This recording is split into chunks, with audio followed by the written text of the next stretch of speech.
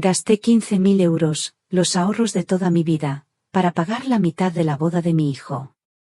Y justo antes de la ceremonia, mi nuera me apartó y me susurró al oído con una sonrisa cruel: no deberías haber venido, te invitamos por pura lástima. Ella no sabía que ese dinero no solo había pagado las flores. También había pagado la verdad.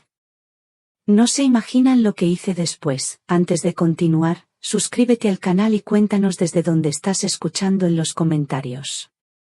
Me llamo Elena. Este año he cumplido los 65. Fui enfermera durante 40 años en el Hospital de la Paz, aquí en Madrid. Una vida entera dedicada a cuidar de otros, a poner tiritas en las heridas, visibles e invisibles. Siempre pensé que, con criar a mi hijo, con verlo convertido en un hombre de bien, mi trabajo en este mundo ya estaba hecho. Que no quedaban deudas pendientes. Pero un día, justo el día que debía ser el más feliz de su vida, aprendí que hay cosas que, por mucho que des, no siempre te serán devueltas. Al menos, no de la manera que una espera. Todo ocurrió en la finca donde iban a casarse. Un lugar precioso a las afueras de la ciudad, de esos que huelen a lavanda y a dinero viejo. Yo llevaba mi único vestido elegante. Un vestido azul marino, sencillo, que había planchado 3 veces esa misma mañana, hasta que el cuello quedó perfecto, sin una sola arruga. Mi pelo, recogido en un moño bajo con más esmero que de costumbre. Me sentía correcta. Adecuada. Miraba a mi hijo, Javier, desde lejos. Él estaba junto al pequeño altar de flores blancas, ajustándose el nudo de la corbata con manos torpes. Estaba radiante, nervioso y feliz. Tan abrumadoramente feliz que me dolía el pecho solo de mirarlo. Porque yo sabía algo que él no, un secreto que llevaba guardando meses. Un peso que me hundía los hombros. Fue entonces cuando ella se acercó. Sofía. Mi nuera. O la mujer que estaba a solo unos minutos de serlo. Era bellísima en su vestido de seda blanca, un vestido que costaba más de lo que yo ganaba en medio año de turnos dobles. Parecía un ángel recién bajado del techo de una iglesia. Me sonrió, pero su sonrisa, como siempre, nunca le llegaba a los ojos. Se quedó en los labios, perfecta y fría. Me tomó del brazo. Suavemente al principio, un gesto de cortesía frente a los demás. Pero luego, cuando empezamos a caminar, sus dedos se clavaron en mi carne con una fuerza que me sorprendió. Elena, venga un momento conmigo. Su voz era un susurro dulce, pero afilado como el borde de un folio de papel nuevo. Me apartó del resto de invitados, que charlaban y reían con sus copas en la mano. Me llevó a un rincón sombreado, junto a unos soportales de piedra cubiertos de yedra. El murmullo de la gente se oía a lo lejos, como el zumbido de un enjambre. El sol de junio calentaba la nuca, pero yo sentí un escalofrío. Quería agradecerle que haya venido, dijo, y su mirada me recorrió de arriba abajo. Se detuvo un segundo en mis zapatos, unos zapatos cómodos, de buena piel, comprados en las rebajas del Corte Inglés. Claramente, no eran de diseñador. Yo no dije nada. A estas alturas, ya había aprendido que el silencio era mi mejor defensa con ella. Solo esperé. Sé que debe ser difícil para alguien como usted estar en un sitio así, continuó, con un tono condescendiente que intentaba disfrazar de compasión. Con tanta gente importante, tanto lujo. Sentí el aire frío en la espalda, a pesar del calor. Alguien como yo. Una enfermera viuda. La madre. La que sobraba en ese cuadro tan perfecto. Se inclinó un poco, como si fuera a contarme un secreto. Su aliento olía a menta. Y entonces, lo dijo. Las palabras que lo cambiaron todo. Las palabras que justificaron cada decisión que había tomado. No debería haber venido. Para que lo sepa, Elena, la invitamos por pura lástima. Lástima. El mundo a mi alrededor pareció detenerse por completo. El sonido de las cigarras en los árboles, las risas lejanas, el tintineo de las copas, todo se apagó. Se hizo un silencio denso, pesado, como el que precede a una tormenta. Sentí el golpe de sus palabras como si me hubiera dado una bofetada en plena cara. Una bofetada silenciosa, invisible para todos, pero que me dejó sin aliento y con un zumbido en los oídos. Ella me miraba, expectante. Su rostro de ángel, esperando. Esperaba mis lágrimas, mi rabia, mi humillación. Esperaba que la pobre mujer se derrumbara, que le diera la satisfacción de verme rota. Pero algo extraño ocurrió dentro de mí. En lugar del dolor punzante, sentí una calma helada, una claridad terrible que me recorrió desde la cabeza hasta los pies. La rabia que había acumulado durante meses no explotó. Se solidificó. Se convirtió en hielo. Levanté la vista y la miré directamente a los ojos. Y sonreí. No fue una sonrisa grande, ni forzada. Solo un pequeño, casi imperceptible, gesto en la comisura de mis labios. Una sonrisa tranquila. Definitiva. Por primera vez desde que la conocía, vi la duda en su rostro. Vi cómo su máscara de perfección se agrietaba por un instante. La vi flaquear. Mi sonrisa se mantuvo ahí, firme, mientras me daba la vuelta sin decir una sola palabra. No hacía falta. Caminé de regreso hacia la zona de la ceremonia, con la espalda recta, dejando a Sofía sola en la sombra, confundida y seguramente furiosa. Desde la distancia, volví a mirar a mi hijo. Reía con su padrino, ajeno a todo. Inocente. Y en ese momento, mis pensamientos volaron hacia atrás, como un ovillo de lana que empieza a deshacerse. Hacia el principio de todo. Hacia el día en que aquella mujer entró en nuestras vidas. 3 años. Todo había empezado 3 años atrás, en una tarde de mayo soleada y tibia como aquella. Y yo, en mi inocencia de madre, no tenía ni la más remota idea del largo y oscuro camino que me esperaba. Un camino que me llevaría, inevitablemente, a este preciso instante. A esta sonrisa fría. Y a la decisión que ya había tomado mucho, mucho antes de llegar a esta boda. Recuerdo el día que la conocí como si fuera ayer. Fue un domingo de mayo, uno de esos días en que Madrid parece recién pintada, con el cielo de un azul intenso y limpio. Javier me había llamado por la mañana, con esa voz nerviosa y emocionada que solo le oía cuando era un niño en la víspera de Reyes. Mamá, ¿puedo pasar a verte esta tarde? Quiero presentarte a alguien. Mi corazón de madre dio un pequeño vuelco. Sabía lo que significaba ese alguien. Javier no era un chico de muchas novias. Era serio, trabajador, un poco tímido incluso. Esa tarde preparé una merienda sencilla. Un bizcocho de limón, el que le gustaba a él, y un poco de embutido ibérico. Puse el mantel bueno, el de los domingos. Y esperé. Cuando sonó el timbre, respiré hondo. Al abrir la puerta, los vi a los dos. A mi hijo, con esa sonrisa que le iluminaba la cara entera. Y a ella. Sofía. Era perfecta. Demasiado perfecta, quizás. Alta, delgada, con un pelo castaño y brillante que le caía en ondas suaves sobre los hombros. Sus ojos eran grandes, de color miel, y cuando me sonrió, sentí que la pequeña sala de estar de mi piso se llenaba de luz. Me dio 2 besos que sonaron sinceros y me entregó una caja de bombones de una pastelería cara. Encantada de conocerla por fin, Elena. Javier me ha hablado tanto de usted. Su voz era melodiosa, educada. Durante toda la tarde, fue un encanto. Le preguntó por mi trabajo en el hospital, escuchó mis viejas anécdotas con atención, alabó mi bizcocho como si fuera la octava maravilla del mundo. Y la forma en que miraba a mi hijo.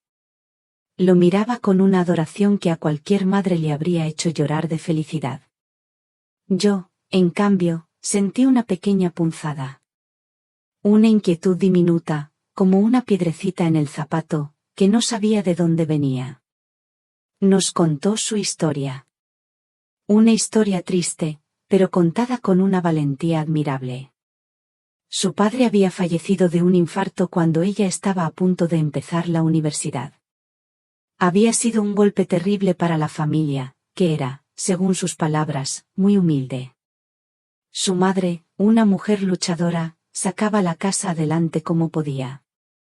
Por eso, Sofía había tenido que renunciar a sus estudios de historia del arte para ponerse a trabajar. Fue una pena, dijo, con un suspiro ligero. Pero la familia es lo primero. Javier le apretó la mano, con orgullo. Yo asentí, conmovida por su sacrificio. Y, sin embargo, algo no encajaba. Más tarde, mientras hablábamos de viajes, mencioné un pequeño viaje que hice a Roma con unas compañeras del hospital, hacía ya muchos años. De repente, los ojos de Sofía se iluminaron. «Ah, Roma», exclamó. «¿Visitó la Galería Borghese? Las esculturas de Bernini te dejan sin aliento. Sobre todo, el Apolo y Dafne. Hay que verla desde todos los ángulos para apreciar cómo el mármol parece convertirse en corteza de árbol». Habló de Florencia, del David de Miguel Ángel, de los canales de Venecia. Describió los lugares con una pasión y un detalle que solo puede tener alguien que ha estado allí. Que los ha vivido. Javier la miraba embelesado. Yo me quedé callada. Pensé en sus palabras. Una familia humilde.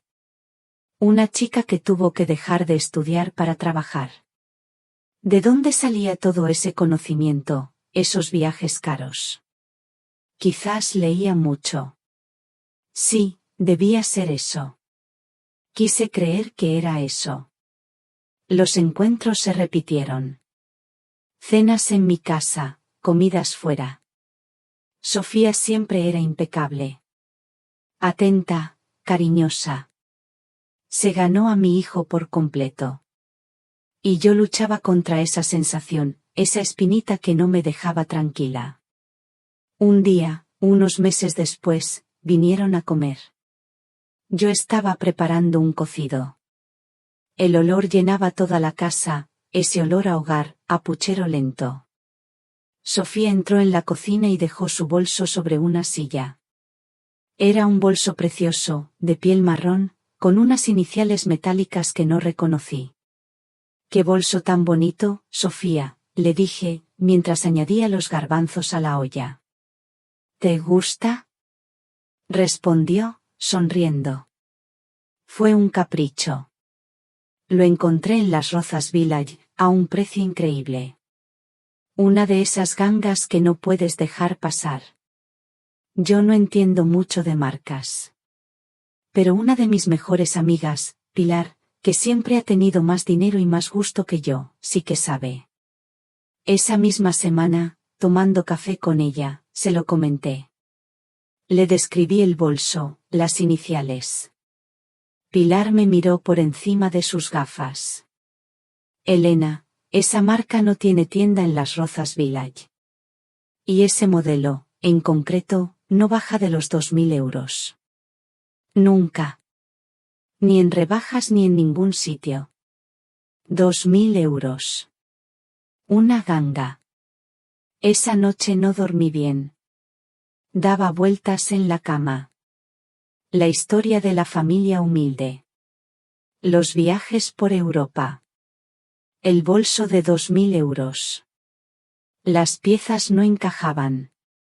Eran como fragmentos de dos rompecabezas distintos.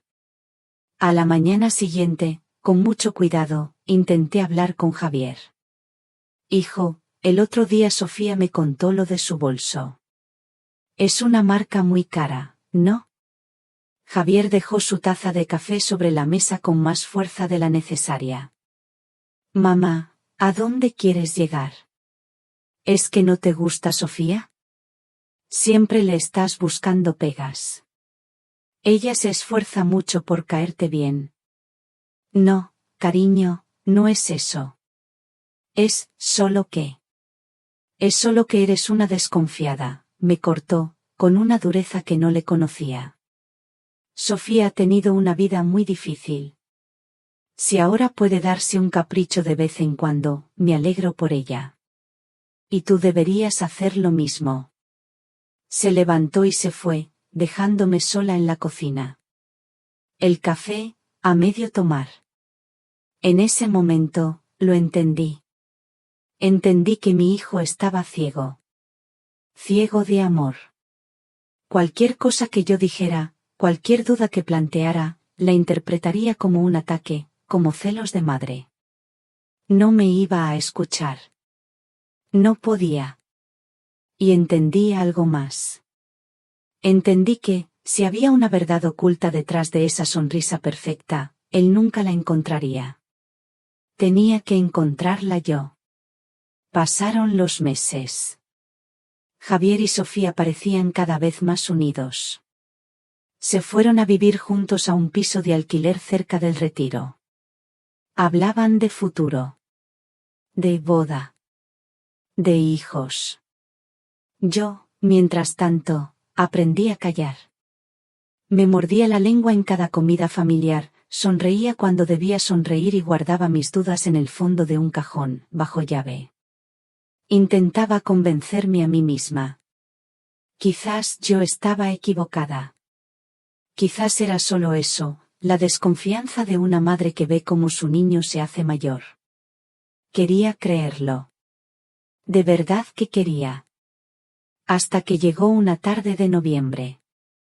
Una de mis antiguas compañeras del hospital, Amparo, se jubilaba.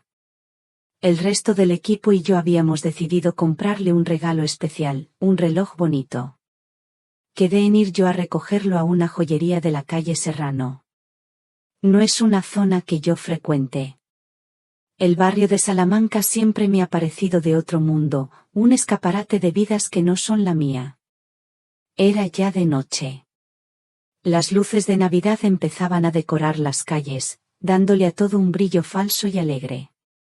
Hacía frío, y yo caminaba rápido, con el cuello de mi abrigo subido hasta las orejas. Salí de la joyería con la pequeña bolsa en la mano, sintiéndome un poco fuera de lugar. Decidí caminar un poco antes de coger el metro en la parada de Serrano. Me gustaba mirar los escaparates, aunque supiera que nunca compraría nada en ellos. Fue entonces, al pasar por delante de un restaurante muy elegante, de esos con manteles de hilo blanco y camareros con pajarita, cuando la vi. Al principio, no estaba segura. La mujer estaba sentada en una mesa junto al gran ventanal, de espaldas a la calle, pero reconocí el perfil. El pelo castaño, brillante. La forma de mover la mano al hablar. Mi corazón empezó a latir más deprisa. Me detuve. Me pegué un poco más al cristal, disimulando, como si estuviera mirando el menú expuesto en la puerta. Y entonces, ella se giró para reírse de algo que le decía su acompañante. Era Sofía. No había ninguna duda. Era ella. Llevaba un vestido negro, sencillo y carísimo. Su risa resonaba silenciosa a través del cristal. Se la veía feliz. Relajada. Su acompañante era un hombre mayor que yo. Canoso, con un traje oscuro de aspecto impecable y un reloj de oro que brillaba bajo la luz de la lámpara. No era un amigo. No era un familiar. La forma en que la miraba, la forma en que su mano cubrió la de ella sobre la mesa, no dejaba lugar a dudas. Era una cita. Me quedé paralizada, con el frío de la calle colándose por mis huesos y el frío del pánico congelándome por dentro. Vi cómo el hombre sacaba una pequeña caja de terciopelo azul del bolsillo de su chaqueta. Se la entregó. Sofía la abrió, y su cara se iluminó con una alegría que nunca le había visto con mi hijo. Sacó lo que parecía un collar o una pulsera de diamantes y se lo acercó al cuello para mirarse en el reflejo del cristal. En ese momento, nuestros ojos casi se cruzaron. Me aparté de golpe, con el corazón en la boca, y me escondí detrás de una columna. Mi cabeza daba vueltas. ¿Qué hacía ella allí? ¿Quién era ese hombre? Y entonces, lo recordé. Recordé la conversación que había tenido con Javier esa misma mañana por teléfono. ¿Qué tal, hijo? ¿Comeréis en casa esta noche? No, mamá. Sofía ha tenido que irse a Toledo corriendo. Su tía se ha puesto muy enferma, de repente. Pobrecita, estaba muy preocupada. Se quedará allí a pasar la noche para cuidarla. Toledo. Su tía enferma. Las palabras resonaban en mi cabeza mientras la veía a ella, a Sofía, brindar con champán con un desconocido en el restaurante más caro de Madrid. Saqué el móvil del bolso. Mis dedos temblaban tanto que apenas podía marcar el número. Necesitaba comprobarlo. Necesitaba oírlo de su boca una vez más. ¿Javi? Hola, cariño, soy yo otra vez. Hola, mamá. ¿Pasa algo? No, no. Nada. Solo quería saber cómo seguía la tía de Sofía. Hubo una pausa al otro lado de la línea. Pude oír a mi hijo suspirar, con esa mezcla de amor y resignación. Pues no he hablado con ella todavía. Estará liada en el hospital, supongo. No la he querido molestar. Pobre mía, menuda noche le espera. Colgué. No sé cuánto tiempo me quedé allí de pie, en la acera fría, viendo mi propio reflejo demacrado en el escaparate de una tienda de zapatos. El mundo seguía girando. Los coches pasaban, la gente caminaba deprisa, envuelta en sus bufandas y en sus vidas. Pero mi mundo se había roto. La pequeña grieta que había intuido durante años se había convertido en un abismo a mis pies. Era real. No eran mis celos. No era mi imaginación. Mi hijo estaba siendo engañado de la forma más cruel. Lentamente, me di la vuelta y empecé a caminar sin rumbo. ¿Qué podía hacer? ¿Llamar a Javier y decírselo? ¿Contarle lo que acababa de ver? Imaginé su voz. Su incredulidad. Su defensa a ultranza de ella. Te lo habrás imaginado, mamá. Seguro que tiene una explicación. ¿Por qué la odias tanto? Él no me creería. Nunca me creería sin pruebas. Mi palabra contra la de ella. Y yo sabía perfectamente a quién iba a elegir él. La herida entre nosotros se haría tan grande que quizás nunca podría cerrarse. Me paré en medio de la calle Serrano, bajo las luces brillantes de la ciudad. Los faros de los coches me deslumbraban. Sentí el peso de una decisión imposible sobre mis hombros. Podía callar y permitir que mi hijo se casara con una mentirosa. O podía hablar y arriesgarme a perderlo para siempre. Me quedé allí, en medio del lujo y la indiferencia de Madrid, con el corazón helado. Y quiero preguntarles a ustedes, a quienes están escuchando mi historia, ¿qué habrían hecho en mi lugar? Por favor, dejen un comentario. Me gustaría mucho leer lo que piensan. Las noches que siguieron a aquel descubrimiento en la calle Serrano fueron las más largas de mi vida. Me acostaba, pero no dormía. Daba vueltas en la cama, con los ojos abiertos en la oscuridad, repasando una y otra vez la imagen de Sofía en aquel restaurante. Su risa. El brillo de las joyas. La mentira sobre Toledo. Cada detalle era como un trozo de cristal roto clavándose en mi memoria. Durante el día, intentaba actuar con normalidad. Hablaba con Javier por teléfono y escuchaba sus planes de futuro con ella, sus sueños. Y cada palabra suya era una punzada en mi conciencia. Me sentía cómplice de un engaño. Una cómplice silenciosa. Sabía que no podía seguir así. La verdad era una enfermedad que me estaba consumiendo por dentro. Pero, ¿cómo sacarla a la luz sin destruir todo a mi paso? La decisión la tomé una madrugada. Eran las 3 de la mañana. Me levanté, incapaz de seguir en la cama, y fui a la cocina. Me senté a la mesa, en la penumbra, con la única luz de una farola que entraba por la ventana. El silencio de la casa era absoluto. Estaba sola. Completamente sola con mi dilema. Y en ese silencio, lo vi claro. Si mi palabra no era suficiente, necesitaría hechos. Pruebas. Algo que Javier no pudiera negar. Algo que Sofía no pudiera desmentir con una de sus sonrisas perfectas. La idea me dio náuseas. Era algo que solo se veía en las películas.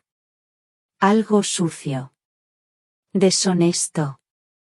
Pero, ¿qué otra opción tenía? A la mañana siguiente, me puse a buscar en Internet. Con torpeza, escribiendo en el buscador con un solo dedo. Detectives privados en Madrid. Aparecieron docenas de nombres. Leí opiniones, busqué agencias que parecieran serias. Me decidí por uno cuyo nombre me transmitió algo de confianza. Mateo Torres. Un ex policía nacional. Su página web era sencilla, sin alardes. Parecía un hombre discreto. Llamé y concerté una cita. Me dio una dirección cerca de la Plaza de Castilla. El día de la cita, sentía que estaba haciendo algo terrible. Ilegal, casi. Me puse un pañuelo en la cabeza, como si quisiera esconderme. El despacho de Mateo Torres no era como en las películas.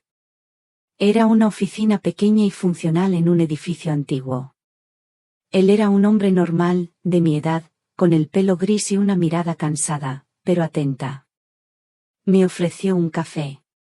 Dígame, Elena, ¿en qué puedo ayudarla? Me costó empezar. Contarle a un extraño los problemas de tu familia es como desnudarse en mitad de la calle. Me sentía avergonzada. Patética. Pero, hablé. Le conté mis sospechas, lo que había visto, la mentira de Toledo. Le hablé del bolso caro, de los viajes. Intenté ser objetiva, no parecer una suegra celosa y despechada. Solo una madre preocupada. Él me escuchó sin interrumpirme, asintiendo de vez en cuando. Cuando terminé, se quedó un rato en silencio, mirando sus notas. Entiendo, dijo finalmente. Lo que usted me pide es una investigación de entorno personal. Es algo delicado. Y, se lo tengo que decir, no es barato. Me explicó sus tarifas. Por horas. Por días. Un seguimiento completo, con fotografías y un informe detallado, durante varios meses, costaría una fortuna. Al menos, para mí. Me dijo la cifra. Y yo sentí como el poco aire que tenía en los pulmones se escapaba. 15.000 euros. Era casi todo lo que tenía. El dinero que había ahorrado durante 40 años de trabajo. Turno a turno. Noche a noche. Era el dinero para mi jubilación, para tener una vejez tranquila.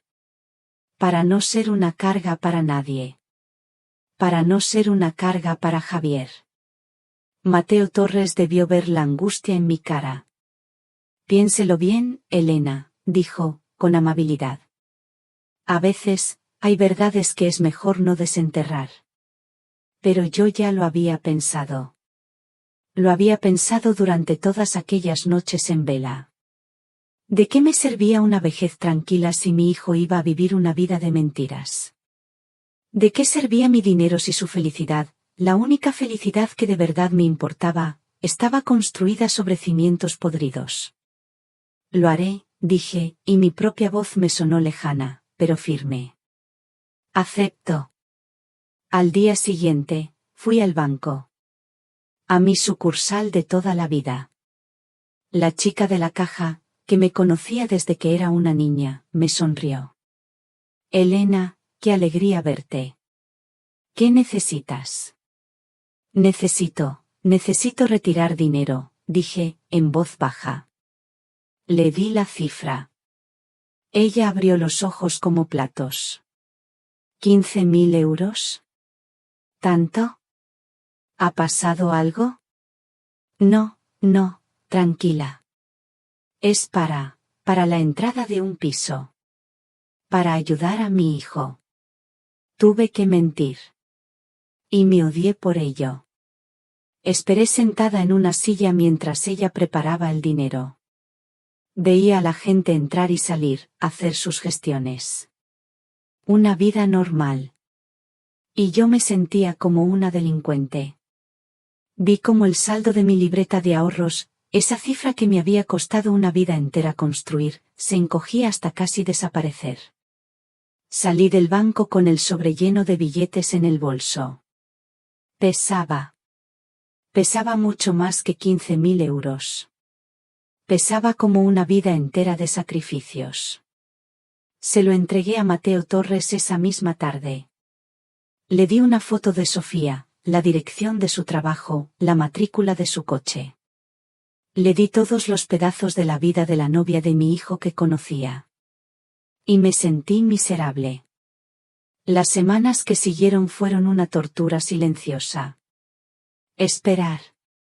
No saber. Cada vez que sonaba el teléfono, mi corazón daba un vuelco. Una vez a la semana, recibía en mi buzón un sobre de color marrón, sin remitente. Dentro, Mateo Torres me enviaba un breve informe. Un folio de papel A4 con unas pocas líneas escritas a máquina. Día tal, objetivo sale de trabajar a las 6. Se reúne con sujeto desconocido. Cena en restaurante X. Y a veces, 1 o 2 fotografías. Yo cogía esos sobres con manos temblorosas. Los subía a casa y los leía en la cocina, con la puerta cerrada. Y cada informe era una nueva puñalada.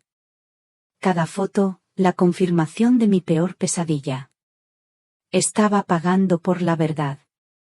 Y cada euro que gastaba, cada pieza de información que recibía, me hundía un poco más en la tristeza.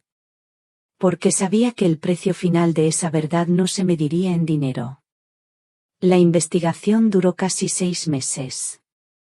6 meses en los que vi a mi hijo planear su boda con una ilusión desbordante. Lo vi elegir las alianzas. Lo escuché discutir con Sofía sobre el color de las flores. Lo ayudé a escribir las invitaciones. Y en cada uno de esos momentos, yo tenía que sonreír, asentir y tragarme el veneno de la verdad que se acumulaba en mi garganta. Fue la actuación más difícil de mi vida. Un martes por la mañana, recibí la última llamada de Mateo Torres. Elena, ya está todo. Tengo el informe final. Nos vemos donde siempre. Esa tarde, volví a la misma cafetería anónima cerca de la Plaza de Castilla. Llovía. Las gotas de lluvia resbalaban por el cristal, difuminando el mundo exterior. Mateo Torres ya estaba allí, sentado en la misma mesa de siempre. Delante de él, había una carpeta de cartón marrón. Gruesa. Cerrada con una goma elástica. No dijo mucho. Simplemente empujó la carpeta sobre la mesa, hacia mí. Aquí está todo, dijo, con su voz tranquila y profesional. Lo siento mucho, señora Elena. Ese, lo siento, fue peor que cualquier otra cosa que pudiera haber dicho. Confirmó que mis peores temores no eran nada comparados con la realidad que contenía aquella carpeta. Le pagué el resto de lo que le debía. Nos dimos la mano. Y salí de allí, con la carpeta bajo el brazo, apretándola contra mi pecho como si temiera que fuera a salir volando. Pesaba. Pesaba una enormidad. Al llegar a casa, no encendí la luz. Dejé la carpeta sobre la mesa del salón y me quedé de pie, mirándola en la penumbra. Era un objeto inofensivo. Un simple trozo de cartón. Pero yo sabía que dentro estaba la bomba que podía hacer estallar mi familia en 1000 pedazos. Me senté. Mis manos temblaban. Durante un largo rato, no me atrevía a abrirla. Una parte de mí quería cogerla, tirarla a la basura sin mirar y seguir fingiendo. Dejar que mi hijo fuera feliz en su ignorancia. Pero no podía. Le debía la verdad. Aunque la verdad fuera a destrozarlo. Con un suspiro tembloroso, quité la goma elástica. El sonido resonó en el silencio de la casa. La abrí. Lo que vi en las siguientes 2 horas superó todo lo que había podido imaginar. No era solo el hombre del restaurante, Ricardo Vargas, el empresario casado. No. Había más. Había fotografías. Decenas de ellas. Sofía saliendo de un hotel de lujo en la Gran Vía con un hombre mucho más joven, con aspecto de entrenador personal. Sofía recibiendo las llaves de un apartamento en el barrio de Chamberí de manos de un hombre que, según el informe, era un médico divorciado.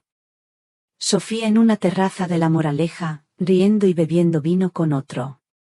Eran vidas distintas. Vidas paralelas. Y en el centro de todas ellas, estaba ella. Sonriendo. Siempre sonriendo. Pero lo peor no fueron las fotos. Lo peor fueron los folios de papel. Las copias de los extractos de sus cuentas bancarias que Mateo Torres había conseguido no sé cómo. Transferencias. Ingresos regulares de diferentes cuentas. Cantidades importantes. Dinero que no venía de su trabajo de administrativa en una pequeña empresa. Eran pagos. Regalos. El informe de Mateo era frío, detallado. Describía la rutina de Sofía con una precisión clínica. Los lunes y los jueves, Ricardo Vargas. Los miércoles por la tarde, el joven del gimnasio.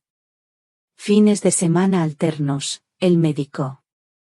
Y a veces, aparecía alguien nuevo. Mi hijo, Javier, era su tapadera.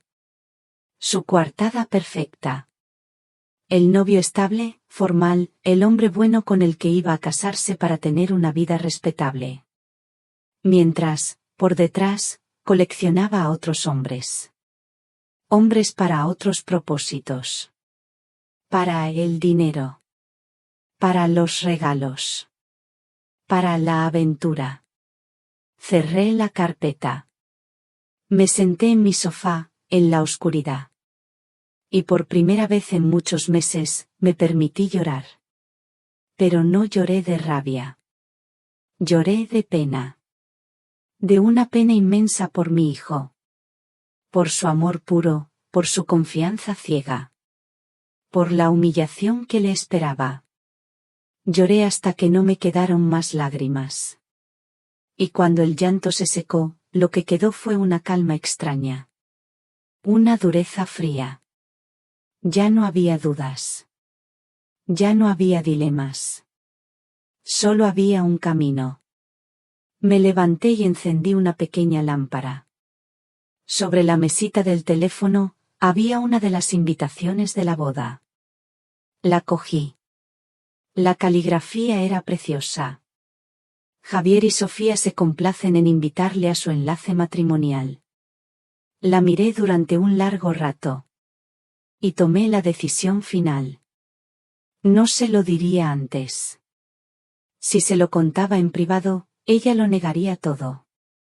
Lloraría. Se haría la víctima.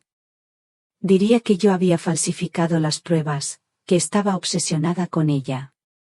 Y Javier, en su desesperación por creerla, quizás le daría el beneficio de la duda. Le daría una oportunidad para manipularlo una vez más. No. No podía arriesgarme. Tenía que hacerlo de una forma que no dejara lugar a la negación. A la duda. Necesitaba testigos. Pero no podía humillar a mi hijo delante de 200 invitados. El honor de mi familia, el poco que quedaba, también importaba. La solución vino a mi mente, clara y terrible. Esperaría al día de la boda. Al último momento. Justo antes de la ceremonia. Y entonces, pediría una reunión. Una reunión privada. Solo las familias directas. Los padres. Y los novios. Allí, en una sala cerrada, pondría la carpeta sobre la mesa. Allí, sin público que la compadeciera y sin escapatoria posible, la verdad saldría a la luz. Sería doloroso. Sería un desastre. Pero sería un desastre controlado. Un final limpio, aunque brutal. Guardé la carpeta en el fondo de mi armario, debajo de las mantas viejas. Y esperé. Ahora, de vuelta en la finca, mientras camino con la espalda recta y el corazón de hielo, veo a Sofía mirándome desde lejos. En sus ojos hay sorpresa y rabia. Acaba de lanzarme su veneno, y yo no he reaccionado como ella esperaba. Me ve sonreír, y no lo entiende. Y yo pienso, mientras me acerco al lugar donde mi hijo me espera, ajeno a todo. No lo sabes, Sofía. No tienes ni idea. La lástima, la verdadera lástima, no es para mí. Es toda para ti. Mi sonrisa se desvaneció tan pronto como le di la espalda a Sofía. Mientras caminaba de regreso hacia el pequeño jardín donde los invitados esperaban el comienzo de la ceremonia, mi rostro se convirtió en una máscara de serenidad. Por dentro, mi corazón latía con la fuerza de un tambor de guerra, pero mis manos estaban firmes. Mis pasos, seguros. Había llegado la hora. No había vuelta atrás. Busqué con la mirada a Isabel, la organizadora de la boda. Una mujer eficiente y discreta con la que había hablado brevemente la semana anterior. Le había explicado que quería darle una sorpresa familiar a los novios justo antes de la ceremonia. Una mentira piadosa. Ella, profesional como era, no hizo preguntas. Simplemente me indicó cuál de los pequeños salones interiores estaría disponible para nosotros. Nuestros ojos se cruzaron por un instante por encima de las cabezas de los invitados. Le hice un casi imperceptible gesto de asentimiento con la cabeza. Ella entendió. Me acerqué a mi hijo. Javier estaba hablando animadamente con sus primos. Sofía ya se había reunido con él, y al verme llegar, su rostro se tensó. Le susurró algo al oído a Javier. Él se giró hacia mí, con una sombra de impaciencia en la cara. Mamá, ¿pasa algo? Sofía me ha dicho que la has apartado para hablar. Estás muy seria. Puse mi mano sobre su brazo. El tejido de su chaqué era suave y caro. Javier, hijo, dije, y mi voz sonó tranquila, mucho más tranquila de lo que me sentía. Necesito hablar contigo. Y con Sofía. Y también con tus suegros. Ahora mismo. Javier frunció el ceño. ¿Ahora? Mamá, la ceremonia va a empezar en 10 minutos. Todo el mundo está esperando. Pueden esperar, repliqué, con una firmeza que lo sorprendió. Lo que tengo que decir es más importante. Créeme. Se trata del resto de tu vida. Mi tono, más que mis palabras, lo dejó sin respuesta. Miró a Sofía, buscando ayuda, pero ella desvió la mirada. Pude ver una gota de sudor perlando su frente, justo en la línea del cabello. Estaba empezando a ponerse nerviosa. Está bien, dijo Javier, a regañadientes. ¿De qué se trata? No aquí. En privado. Me di la vuelta y empecé a caminar hacia la casa principal, sabiendo que me seguirían. Los padres de Sofía, el señor y la señora Ruiz, estaban charlando cerca de la entrada. Eran personas de apariencia distinguida, siempre correctamente distantes conmigo. Carlos, Adela, los llamé, con la misma calma autoritaria. Por favor, acompáñennos un momento. Hay un asunto familiar que debemos tratar antes de que empiece la ceremonia. Se miraron el uno al otro, extrañados. El señor Ruiz, un hombre de negocios con gesto permanentemente preocupado, me miró por encima de sus gafas. Elena, ¿es realmente necesario? Los invitados. Es imprescindible, lo corté, sin levantar la voz. Nadie se atrevió a discutir. Había algo en mi actitud, en la gravedad de mi semblante, que les impedía negarse. Éramos una extraña procesión. Yo, la enfermera viuda, a la cabeza. Detrás, los novios, con mi hijo confundido y ella pálida como la cera. Y cerrando el grupo, los consuegros, murmurando entre ellos con evidente disgusto. Isabel, la organizadora, nos esperaba discretamente junto a una puerta de madera oscura. El salón está preparado, Elena, dijo en voz baja. Gracias, Isabel. Por favor, asegúrate de que nadie nos moleste. Y retrasa el inicio de la ceremonia unos 20 minutos. Diles que ha surgido un pequeño imprevisto familiar. Ella asintió y se retiró. Entré la primera en la habitación. Era un pequeño despacho, con las paredes cubiertas de libros viejos y una pesada mesa de caoba en el centro. Las cortinas de terciopelo estaban echadas, y la única luz provenía de una lámpara de sobremesa con la pantalla verde. El aire estaba cargado, inmóvil. Dejé mi pequeño bolso de mano sobre la mesa. Ellos entraron detrás de mí, llenando el espacio con su presencia tensa. ¿Se puede saber qué significa todo esto, Elena? Preguntó el señor Ruiz, con irritación. Javier también me miraba, esperando una explicación. Mamá, me estás asustando. Yo no respondí. En lugar de eso, abrí mi bolso. Metí la mano y saqué la carpeta. La carpeta de cartón marrón. La que había estado guardada en mi armario durante semanas. La que contenía todo el dolor y toda la verdad. La puse sobre la superficie pulida de la mesa de caoba. El sonido fue mínimo. Un golpe seco, sordo. Casi imperceptible. Pero en el silencio tenso de aquella habitación, resonó como el disparo de una pistola. Todos los ojos se clavaron en la carpeta. La de Javier, con confusión. Los de los señores Ruiz, con recelo. Y los de Sofía. Sus ojos se abrieron de par en par, y todo el color desapareció de su rostro. En ese instante, supe que ella sabía. No sabía cómo, ni por qué. Pero sabía lo que había dentro de esa carpeta. La puerta del despacho se cerró detrás de nosotros, aislándonos del mundo exterior, de la música suave y las risas de los invitados. Dentro de aquellas 4 paredes, solo quedábamos nosotros 6. Y la verdad, esperando a ser liberada. El silencio en el despacho era tan denso que casi se podía tocar. Todos miraban la carpeta de cartón, como si fuera una especie de animal peligroso a punto de saltar.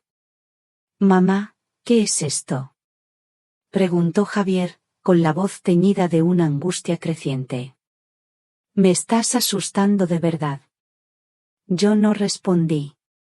Con movimientos lentos, deliberados, deslicé la goma elástica y abrí la carpeta. Saqué la primera fotografía. Era la que yo misma había visto a través del cristal del restaurante. Sofía, riendo, mientras Ricardo Vargas, el empresario, le ponía un collar de brillantes. La puse en el centro de la mesa, boca arriba. Esta foto fue tomada el 17 de noviembre, dije, y mi voz sonó extrañamente ajena, clínica, como si estuviera leyendo el informe de un paciente. La noche que Sofía te dijo que estaba en Toledo, cuidando de su tía enferma. Javier miró la foto. Parpadeó, como si no entendiera lo que estaba viendo. No, no puede ser, tartamudeó. Es un malentendido. ¿Verdad, Sofía? Es un cliente, o un amigo de tu padre. Sofía se quedó muda. Su cara era una máscara de pánico. Saqué una segunda fotografía. Era ella, saliendo de un hotel del brazo de otro hombre, uno más joven. La fecha estaba impresa en la esquina inferior. Era de un miércoles por la tarde, un día que supuestamente estaba en una reunión de trabajo. La puse junto a la primera. Luego saqué una tercera. Y una cuarta. Sofía en un coche deportivo con un hombre. Sofía recibiendo las llaves de un piso de manos de otro. Cada foto era un clavo más en el ataúd de sus mentiras. La mesa de caoba empezó a cubrirse de pruebas de su doble vida. «Esto es absurdo», exclamó de pronto el señor Ruiz, su padre. «Son montajes. Tú has hecho esto, Elena. Siempre has odiado a mi hija». «¿Son montajes, Sofía?», le pregunté a ella directamente, sin alzar la voz. Ella me lanzó una mirada cargada de odio puro. «Mi vida privada no es asunto tuyo, vieja bruja». Javier la miró, horrorizado. Nunca la había oído hablarme así. «Sofía, ¿qué estás diciendo? ¿Quiénes son esos hombres? Explícamelo». Entonces saqué la última prueba. No eran fotos. Eran los extractos bancarios. Los deslicé sobre la mesa, delante de mi hijo. «Mira esto, Javier. Míralo bien». Él bajó la vista. Vio las fechas. Vio los nombres de las cuentas que hacían los ingresos. Vio las cantidades. 5.000 euros por aquí. 3.000 por allá. Pagos regulares, mensuales, de hombres cuyos nombres no conocía. Su rostro empezó a descomponerse. La incredulidad dio paso a un horror mudo. Levantó la vista del papel y miró a la mujer que amaba, a la mujer con la que iba a casarse en menos de 5 minutos. «Sofía», susurró, y su voz era apenas un hilo. «¿Qué es todo esto?». Y fue entonces cuando ella explotó. Al verse sin salida, sin más mentiras que contar, su máscara de perfección se hizo añicos y la verdadera Sofía apareció. «¿Qué es?», gritó, y su voz era estridente, irreconocible. «Es mi vida. ¿Entendido? La vida que tengo que buscarme porque con tu sueldo de arquitecto de 3 al cuarto no me llega ni para pagar el alquiler de un trastero». Javier retrocedió, como si le hubieran golpeado. «¿De qué hablas? Vivimos bien. Vivimos una vida mediocre», escupió ella, con los ojos encendidos de furia. «Una vida de ir al cine los domingos y de vacaciones en la playa de Gandía. Yo quiero más. Merezco más». «Esos hombres», logró decir Javier, con la voz rota. «Esos hombres te daban dinero. Esos hombres me daban la vida que tú nunca podrías darme». Continuó, fuera de sí. «Viajes, regalos, restaurantes. ¿Crees que el amor paga las facturas? ¿Crees que con tus besos se compra en Loeb? Qué ingenuo eres, Javier. Qué ridículamente ingenuo. Su madre, la señora Ruiz, intentó agarrarla del brazo. Sofía, hija, por favor, cálmate. No me toques. Se revolvió ella. Estoy harta de fingir. Harta de ser la novia perfecta para tu niñito de mamá. Se giró hacia Javier, y cada palabra que salía de su boca era veneno puro. ¿Quieres saber la verdad? Pues aquí la tienes. Claro que he estado con otros hombres. Con todos los que me ha dado la gana. ¿Y sabes por qué iba a casarme contigo? Porque eras la opción segura. El marido bueno, estable y aburrido que toda mujer necesita para tener una fachada. Pensaba tener lo mejor de los dos mundos. Tu estúpida devoción, y el dinero de los demás. Hubo un silencio sepulcral en la habitación. Un silencio roto solo por la respiración agitada de Sofía. Vi a mi hijo. Estaba blanco como el papel. Sus ojos, fijos en ella, reflejaban un dolor tan profundo, tan absoluto, que sentí que mi propio corazón se partía en dos.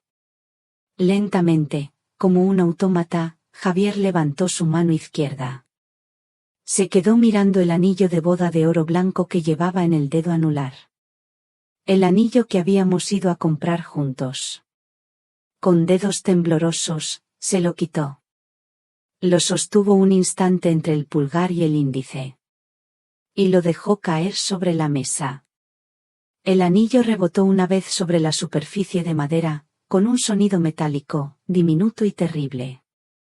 Rodó unos centímetros y se detuvo justo encima de la fotografía de Sofía y Ricardo Vargas. Se acabó, dijo Javier. Su voz era un susurro hueco, sin vida. La boda se ha cancelado. El señor Ruiz dio un paso adelante, lívido. No puedes hacernos esto. El ridículo, los invitados. Pero su esposa lo detuvo, tirando de su chaqueta. La señora Ruiz, por primera vez, me miró. No había rabia en sus ojos. Solo una vergüenza infinita. Agarró a su hija del brazo, esta vez con fuerza. Vámonos, Sofía. Has dicho suficiente. No he terminado. Gritó ella, mientras su madre la arrastraba hacia la puerta. ¿Y tú? Me señaló a mí, con el dedo temblando de rabia. Tú me las pagarás, vieja amargada. Has destruido mi vida. La puerta del despacho se abrió y se cerró de un portazo. Y de repente, el silencio volvió a caer sobre la habitación. Un silencio mucho más pesado que el de antes. Un silencio lleno de ruinas. Me quedé allí, de pie, mirando a mi hijo. Mi orgullo. Mi vida. Estaba completamente destrozado, con la mirada perdida en el anillo que brillaba sobre la mesa. El castillo de naipes que había sido su felicidad se había derrumbado por completo. Y yo. Yo era quien sostenía la cerilla que lo había incendiado todo. La puerta se cerró, dejándonos a Javier y a mí solos en la penumbra. Con los restos de lo que había sido un día de boda. Con el eco de los gritos. Y con un silencio que pesaba más que 1000 palabras. Si han llegado escuchando hasta aquí, les pido, por favor, que dejen un número 1 en los comentarios. Así sabré que siguen ahí, que hay amigos acompañándome en este viaje. Su presencia es el mayor aliento para poder contarles el final de esta dolorosa historia. No sé cómo salimos de aquella finca. No recuerdo el viaje de vuelta a casa. Mi memoria de esas horas es un borrón, una mancha gris de confusión y dolor. Solo recuerdo el silencio dentro del taxi. Un silencio pesado, denso, que ocupaba todo el espacio entre Javier y yo. Él miraba por la ventanilla, con el rostro contraído en una mueca de agonía. Yo no me atrevía a tocarlo, ni a decirle nada. ¿Qué podía decirle? Lo dejé en el portal de su casa. La casa que había compartido con ella. Hijo. Él se giró. Por primera vez desde que todo había explotado, me miró a los ojos. Y lo que vi en ellos me heló la sangre. No había solo dolor. Había rabia. Y una profunda decepción. No, mamá, dijo, y su voz era áspera, desconocida. Ahora no. Se dio la vuelta y entró en el portal sin decir nada más. La puerta se cerró detrás de él, y yo me quedé sola en la acera, bajo una llovizna fina que empezaba a caer. Había salvado a mi hijo de una mentira. Y, en el proceso, lo había perdido. Los días que siguieron fueron peores que cualquier cosa que hubiera vivido antes. Peores que las largas noches de guardia en el hospital. Peores que la soledad tras la muerte de mi marido. Porque esta era una soledad distinta. Una soledad llena de culpa. Lo llamaba por teléfono. Una vez al día. Siempre a la misma hora, después de comer. El teléfono sonaba, y al final saltaba el contestador. Su voz grabada, alegre y confiada, era como una tortura. Le dejaba mensajes cortos. Javier, soy mamá. Solo quería saber cómo estás. Llámame cuando puedas. Nunca llamaba. Le escribía mensajes a través de la aplicación de mensajería.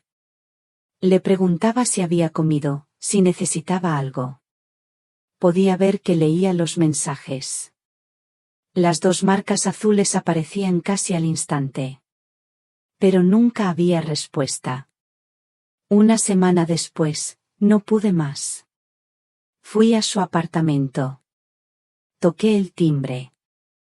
1, 2, 3 veces. Nadie abrió. Sabía que estaba dentro. Podía sentir su presencia al otro lado de la puerta, tan cerca y a la vez tan inalcanzable. Me senté en el escalón del rellano durante 1 hora, esperando. Pero no abrió. Me volví a mi casa, a mi piso silencioso. La alegría de haber desenmascarado a Sofía se había evaporado por completo. No quedaba nada de la mujer fuerte y decidida de la boda. Solo una madre vieja y asustada, que se pasaba las horas mirando el teléfono, esperando una llamada que no llegaba. ¿Había hecho lo correcto? La pregunta me atormentaba día y noche. Sí, lo había salvado de un matrimonio desastroso. Pero, ¿a qué precio? La humillación. El escándalo. Aunque lo habíamos mantenido en privado, las noticias vuelan. 200 invitados que se quedaron plantados. Las llamadas. Los rumores. Javier se había convertido en el novio al que dejaron plantado. Y yo era la suegra malvada que lo había provocado todo.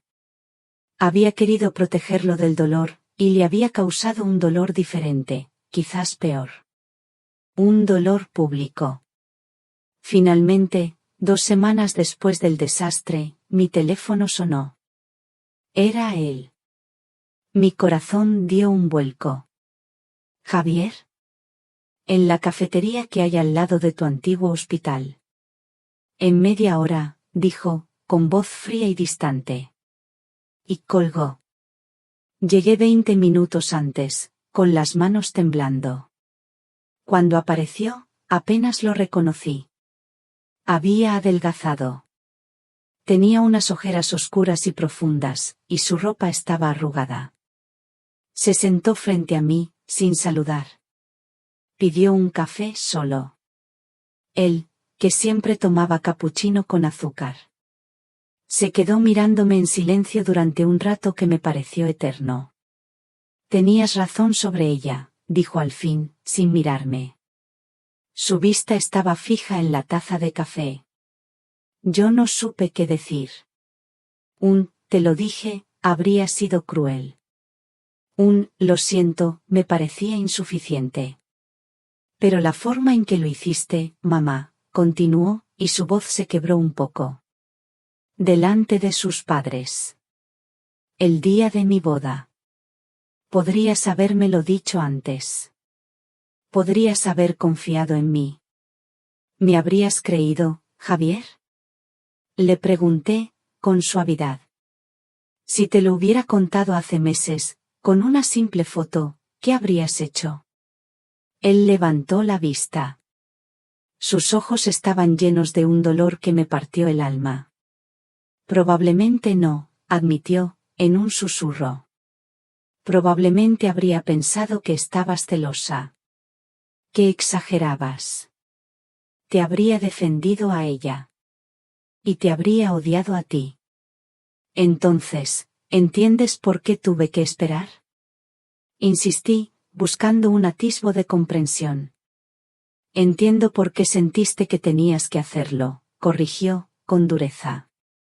Pero eso no significa que estuviera bien. Me humillaste, mamá. A mí. No solo a ella. Me convertiste en el hazmerreír. Me quitaste la oportunidad de enfrentarme a ella por mí mismo. Sus palabras eran justas. Dolorosamente justas. Yo, en mi afán por protegerlo, le había robado su propio poder, su propia batalla. Lo siento, hijo, dije, y las lágrimas que había contenido durante semanas empezaron a brotar. Lo siento mucho. Él no se conmovió. El muro que había levantado entre nosotros era alto y frío. Necesito tiempo, mamá, dijo, mientras se levantaba. Dejó unas monedas sobre la mesa para pagar su café. Necesito mucho tiempo. Para digerir lo que ella me hizo. Y para decidir si puedo perdonar lo que tú me hiciste. Lo vi alejarse, con los hombros caídos, mezclándose con la gente en la acera. Me quedé sola en la mesa, llorando en silencio sobre mi café con leche, que ya se había quedado frío. Había conseguido hablar con él. Era un primer paso. Una pequeña grieta en el muro de hielo. Pero no sabía si esa grieta era el principio de la reconciliación. O el principio del derrumbe final. El tiempo que siguió a nuestra conversación en la cafetería fue un tiempo de espera. Aprendí a ser paciente. Era lo único que podía hacer. Dejé de llamarlo todos los días. Le daba su espacio, ese espacio que me había pedido con tanta frialdad. El invierno llegó a Madrid y con él, un frío que parecía haberse instalado también dentro de mi casa, dentro de mi alma. A veces pensaba que no volvería a llamarme nunca más. Que la herida era demasiado profunda. Pero un día, a finales de enero, el teléfono sonó. Era él. Hola, mamá. Su voz ya no era áspera. Sonaba, cansada. Pero era su voz. La voz de mi hijo. Hola, cariño, respondí, intentando que no se me notara la emoción. ¿Cómo estás? Estoy. Que no es poco, dijo, e incluso pude adivinar una media sonrisa. Oye, quería decirte que, he empezado a ir a un psicólogo. Me quedé en silencio, asimilando sus palabras. Era la mejor noticia que podía haberme dado. Significaba que estaba luchando. ¿Qué quería sanar? Me parece muy bien, hijo. Es una decisión muy valiente. Sí, bueno. Tenía mucho que ordenar aquí dentro, dijo, y pude imaginarlo señalándose la cabeza. Ya te contaré. Y colgó. No fue una gran conversación. Pero fue un principio. Fue el deshielo. A partir de ese día, empezó a llamar de vez en cuando. Conversaciones cortas, superficiales. Hablábamos del tiempo, del trabajo. Nunca mencionábamos lo ocurrido. Nunca mencionábamos a Sofía. Era un territorio minado que ninguno de los dos se atrevía a pisar. Pero poco a poco, el hielo entre nosotros empezó a derretirse. Un domingo, a principios de marzo, me llamó. Mamá, ¿qué haces para comer? Pues nada especial. Una sopa, un poco de pollo a la plancha. ¿Te importa si me paso? Casi se me cae el teléfono de las manos. Claro que no, hijo. Vente cuando quieras. Aquí te espero. Ese día, cociné como hacía tiempo que no cocinaba. Fui corriendo al mercado y compré todo lo necesario para hacer su plato favorito. Un cocido madrileño, a fuego lento, como a él le gustaba. La casa volvió a oler a hogar. La comida fue extraña al principio. Un poco forzada. Los dos teníamos miedo de decir algo equivocado. Pero el calor del puchero pareció ablandarnos por dentro. Empezamos a hablar de cosas de antes. De recuerdos de su infancia. Nos reímos por primera vez en meses. Cuando se iba, desde la puerta, se giró y me dijo. Estaba muy bueno, mamá. Como siempre. Y esa simple frase fue como un bálsamo para mi corazón herido. La primavera llegó, y con ella, nuestros encuentros se hicieron más frecuentes. Un café a media tarde. Un paseo por el Parque del Retiro, como cuando era pequeño. En uno de esos paseos, mientras veíamos a los niños dar de comer a los patos en el estanque, se detuvo. ¿Sabes una cosa, mamá? Dijo, con la vista perdida en el agua. El otro día, la terapeuta me preguntó si yo sentía que era yo mismo cuando estaba con Sofía.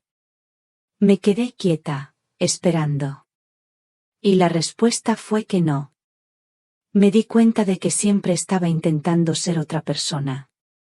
La persona que yo creía que ella quería que fuera. Más sofisticado. Más ambicioso.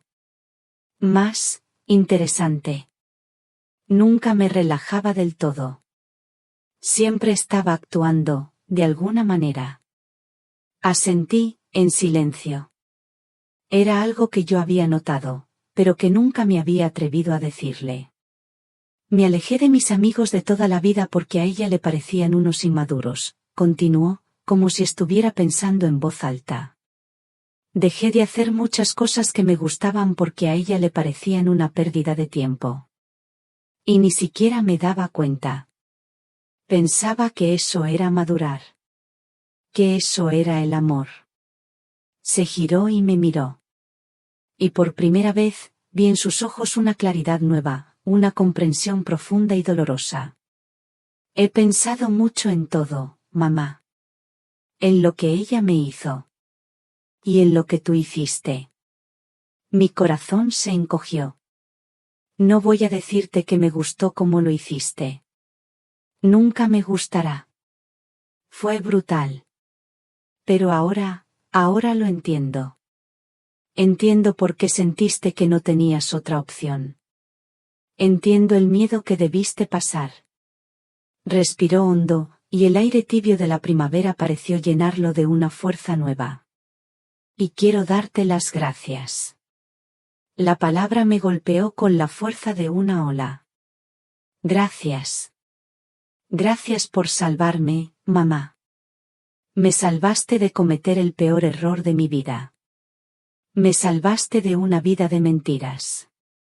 Y aunque el remedio fue terrible, la enfermedad era mucho peor. Las lágrimas empezaron a resbalar por mis mejillas. Pero esta vez, no eran lágrimas de pena. Eran de alivio. De una gratitud inmensa. Él se acercó y, por primera vez en mucho, mucho tiempo, me abrazó. Un abrazo fuerte, de verdad. Sentí su cabeza apoyada en mi hombro, como cuando era un niño y venía a buscar consuelo. Lo siento, le susurré al oído. Siento haberte hecho tanto daño. Ya no importa, mamá, respondió, separándose un poco para mirarme. Lo importante es que estamos aquí. Los dos. El sol se filtraba entre las hojas nuevas de los árboles del retiro. Y yo supe, en ese momento, que el largo invierno de nuestra alma, por fin, había terminado. Han pasado 6 meses desde aquel abrazo en el retiro. 6 meses que han sido como un bálsamo, como una lluvia fina de verano que limpia el polvo y devuelve el brillo a las hojas de los árboles. La vida ha vuelto a encontrar su cauce. Un cauce más hondo, quizás, y más sereno que antes. Ahora mismo, mientras les cuento esto, estoy en mi cocina. Huele a ajo y a pimentón. Javier está a mi lado, cortando patatas para una tortilla. Ha venido a cenar, como hace casi todos los domingos. Hemos recuperado nuestras viejas costumbres, pero son distintas. Ya no hay nada que demos por sentado. Cada momento juntos es un pequeño tesoro que cuidamos. Hace un par de semanas, me contó algo. ¿Sabes? Me llamó una prima de Sofía el otro día, dijo, sin dejar de remover el café. Yo me tensé por un instante. Es un nombre que ya casi nunca pronunciamos. Ah, sí. ¿Y qué quería? Nada, solo contarme que Sofía se ha mudado a Barcelona. Al parecer, conoció a un empresario de allí y se ha ido a vivir con él. Ha empezado una vida nueva. Se quedó callado un momento, mirando la taza. Yo esperé, sin atreverme a respirar. ¿Y sabes qué sentí cuando me lo dijo? Continuó, levantando la vista. Nada. Un alivio inmenso. Como si por fin se hubiera cerrado la última página de un libro que nunca quise leer. Esa es la paz que veo ahora en sus ojos. La paz de quien ha atravesado el infierno y ha salido al otro lado, no intacto, pero sí más sabio. Más fuerte. Esta terrible experiencia nos ha enseñado mucho a los dos. Lecciones muy duras, pagadas a un precio muy alto. Yo he aprendido que el amor de una madre, a veces, te obliga a tomar decisiones imposibles. Te obliga a convertirte en la villana de la historia para proteger a quien más quieres. Pero también he aprendido algo más importante. He aprendido que la confianza es frágil. Ahora, cuando miro hacia atrás, a veces pienso. Quizás, si hubiera confiado un poco más en la fortaleza de mi hijo, si hubiera hablado con él desde el principio, podríamos haber encontrado otro camino. Un camino menos doloroso. No lo sé. Es una pregunta con la que tendré que vivir siempre. Pero sé que actué por amor. Y eso me da un poco de paz. Javier también ha aprendido. El otro día, mientras recogíamos la mesa, me lo dijo. Y yo he aprendido a no subestimar nunca la intuición de una madre, dijo, secando un plato. Y he aprendido que el amor de verdad, el que vale la pena, nunca te pide que elijas. Nunca te pide que dejes una parte de tu vida atrás.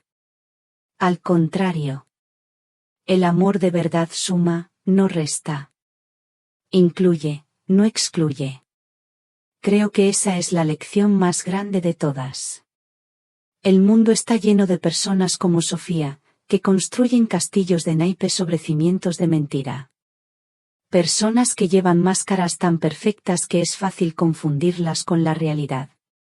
Venden un brillo falso, el brillo del oro de los tontos. Pero ese brillo se apaga. Esos castillos, tarde o temprano, siempre se derrumban. Y luego está el otro tipo de amor. El que no hace ruido. El que se cuece a fuego lento, como un buen guiso. Un amor que está dispuesto a sacrificarlo todo, incluso a arriesgarse a ser odiado, sin pedir nada a cambio. Un amor imperfecto, a veces torpe, pero real. Tan real como esta cocina, como el sonido de las patatas friéndose en la sartén. Y al final del día, cuando todo el ruido se apaga y todas las máscaras caen, eso es lo único que queda. Eso es lo que de verdad importa. Javier le da la vuelta a la tortilla en el aire, con la misma maña que tenía su padre. Aterriza perfecta en el plato. Lista, dice, sonriendo. Nos sentamos a la mesa. La luz de la cocina es cálida y amarilla. Compartimos la tortilla, el pan, una copa de vino. Hablamos de cosas sencillas. Del trabajo. De una película que queremos ver. Antes de irse, mientras se pone la chaqueta en la entrada, me abraza. Mamá, me dice al oído, con un tono burlón y cariñoso. La próxima vez que te presente a una novia, prométeme una cosa. Dime, cariño. Prométeme que me dirás la verdad. Directamente. Sin rodeos. ¿De acuerdo? No hace falta que contrates a ningún detective. Me echo a reír. Una risa limpia, sincera, que me sale desde el fondo del alma. Te lo prometo, hijo. Bien, dice, dándome un beso en la frente. Porque creo que, después de todo esto, ya estoy preparado para escucharla. Lo veo marcharse por el pasillo. Un hombre entero. Un hombre bueno. Mi hijo. Cierro la puerta y me apoyo en ella un instante. Mi pequeña casa está en silencio, pero ya no es un silencio de soledad. Es un silencio lleno de paz. He perdido mis ahorros. He pasado los peores meses de mi vida. He visto a mi hijo romperse en 1000 pedazos. Pero lo he recuperado. Y la relación que tenemos ahora es más fuerte, más honesta que nunca. Y eso no tiene precio. Y aquí, en la paz de su cocina, termina la historia de Elena. ¿Qué piensan de su decisión? ¿Habrían hecho algo diferente en su lugar? Compartan sus reflexiones en los comentarios, créanme que leo cada una de sus palabras. Si esta historia les ha hecho pensar o sentir algo especial, no olviden dejar un me gusta, compartirla con alguien que crean que también podría emocionarse, y por supuesto, suscribirse al canal para no perderse nuestros próximos relatos. Nos encontramos en la próxima historia. Y quién sabe, quizás, la próxima vez, el protagonista sea usted.